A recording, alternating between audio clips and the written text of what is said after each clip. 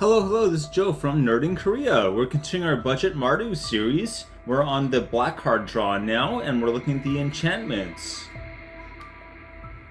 So when I say budget, I mean $2 or less on the TCG market value. Not a sponsor. Nope, not at all. Anyway. Black card draw. So black is better at card draw than some colors. Red, I'm looking at you. It usually has an additional cost attached to these card draws, so you usually have to like pay life or something like that.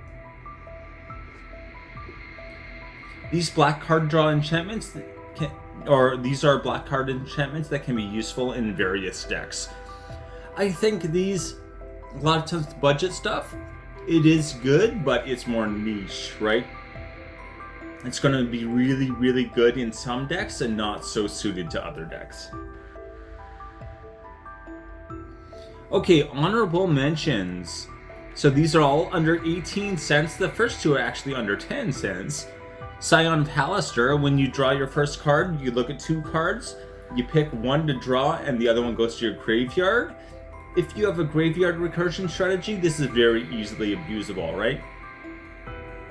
Vampiric Rites, pay 1 and a black, sacrifice a creature, you gain 1 life and draw a card. So you got life gain and card draw on one card. That's quite nice. Sacking a creature might not be suited to every deck, but still, this used to be a much more expensive card, and I see why. It's only 1 black as well, that's crazy. But anyway. Casting of the Bones. So this is, you'd call an aura now, but this is before they came up with the idea of aura. So enchant creature. If enchanted creature is put into the graveyard, draw 3 cards, choose and discard 1 of those cards. So it is draw 3, discard 1, especially if you're combining this with a madness effect. Like if you've got a lot of madness cards in your deck, you can probably end up just casting that the discarded card you can cast for like cheap. So yeah, I think it also, like, the other players are going to look at that and say, oh, I don't want to kill that, because if I kill that thing, it'll actually help, it'll help my opponent more than anything. So anyway, very useful. I think that one is the one that's like 17, I think? 17 or 18?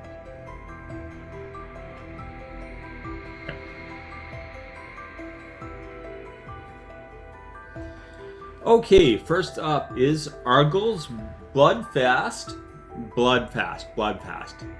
I almost said breakfast, but anyway. Okay. For 1 and a black, pay 1 and a also to activate the ability is 1 and a black, and pay 2 life to draw a card. At the beginning of your upkeep, if you have 5 or less life, you may transform this. I think this is the part that kind of throws people off. You can transform it, you don't really need to get, like, if you want it for card draw, you probably don't even want to transform it. So I think it's something you could use. Again, if you have 5 or less life at the beginning of your upkeep, this is going to transform into Temple of Akalots. Anyway, okay. Tap to add 1 black to your mana pool. Yeah. Or sacrifice a creature. You gain life equal to the sacrificed creature's toughness. So this is a weird card, I admit. Because you're probably going to use this with some kind of like life gain strategy. And then having 5 life at the beginning of your upkeep is a weird combination, I think. Likely, if you want to trigger this, you'd want something where you're exchanging your life total with another player. There are quite a few effects that let you do that. And yeah, so you'll wait until someone else gets really low and just swap, right? You gotta make sure you don't die in the meantime, so do it maybe on the last player's end step for your turn, and yeah. Then you can hopefully swap them back, or just immediately start on the life gain. So yeah. There are tricks there, but it's still, yeah. Anyway, it is 29 cents.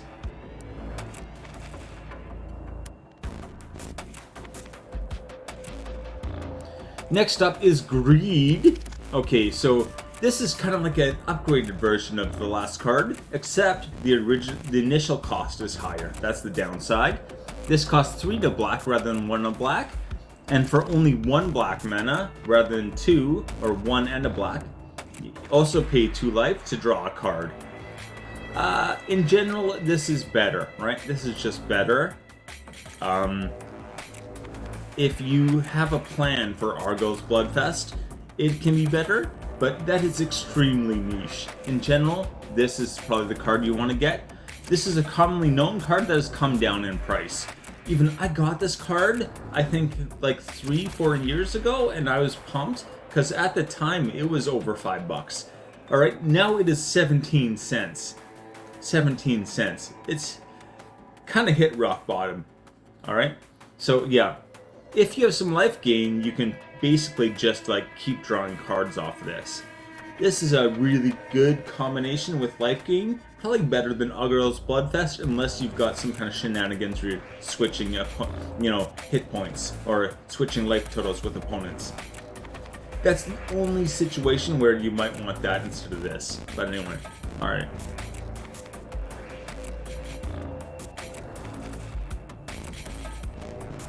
The War in Heaven. Alright.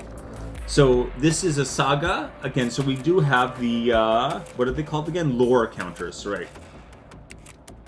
So the first one, you draw 3 cards and you lose 3 life. So right away when you play this, draw 3 cards, lose 3 life. That's actually a really good deal for black. The kind of downside here is the casting cost. It's 3 black, black, black, 6 with 3 black, and you need to cast it. I think a lot of decks can do this fairly easily, but mostly you'd probably want like a mono black thing. If you get to the third chapter, choose up to 3 target creature cards with total value 8 or less in your graveyard. Return them to the battlefield with a Necrodermis counter on it. Their artifacts and additions to their other types. Okay, so this actually lets you just take 3 things up to 8 mana value out of your, or 3 creatures, I should say, up to 8 mana value out of your graveyard and throw them straight back into the battlefield. Not to hand, to the battlefield.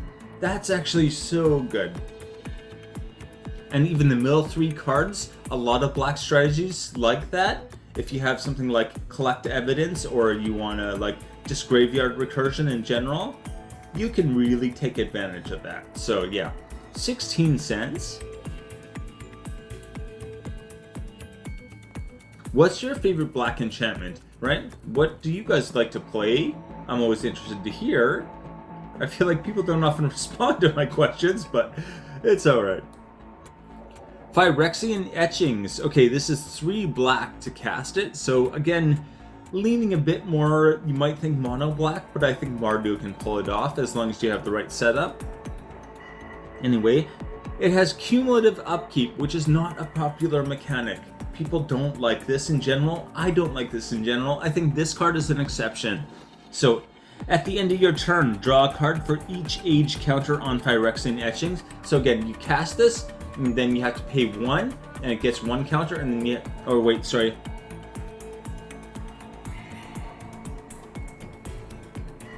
Yeah, okay, yeah. At the beginning of your upkeep, right, you put the age counter on, and then you have to pay 1 for each age counter, right?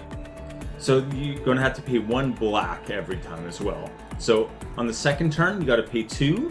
But remember, when you do this, you get to, at the end of your card, you're drawing that many cards. So even if you keep this on the battlefield for 3 turns, it does end up costing you, what, 9 mana in total? And if it goes to the graveyard, you're going to take 6 damage as well. But you get, what is it, 6 cards out of this? So yeah, 1 the first round, 2, or you keep it, I guess you cast it and then keep it on for 3 full turns. But anyway. The other thing I would point out about this is that you only actually have to, lose the life if it goes to the graveyard. If you somehow exile it or something like that, or even flicker it, you can just keep getting the benefit without really the downs, or at least part of the downside. Anyway, 24 cents.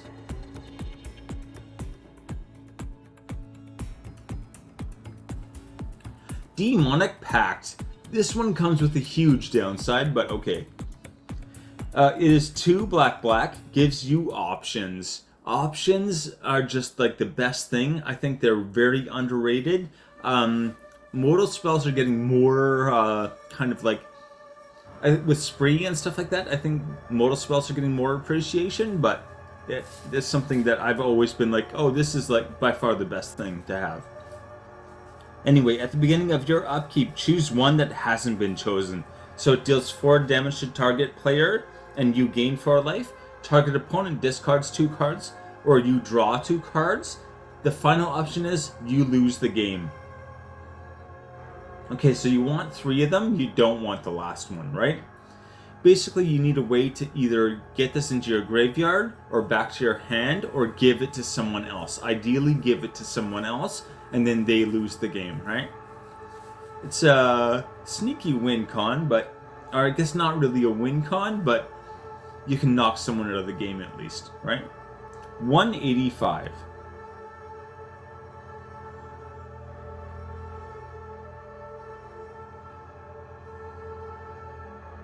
The list, here we go.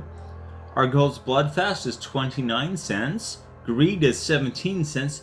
I know this is a very popular card. It's just it came way down in price, so I'm including it on the list here. Some people get very, very grumpy when I have cards that are popular on the list, so I'm kind of like trying to head that off. The War in Heaven, 16 cents. Phyrexian Etchings, 24 cents. Again, there's a lot of ways you can abuse that cumulative upkeep. Flicker it, make sure have a way to avoid it going to your graveyard so you don't take the damage. There's a lot of ways you can kind of get around or like benefit from that. Demonic Pact is $1.85. Alright, take it easy.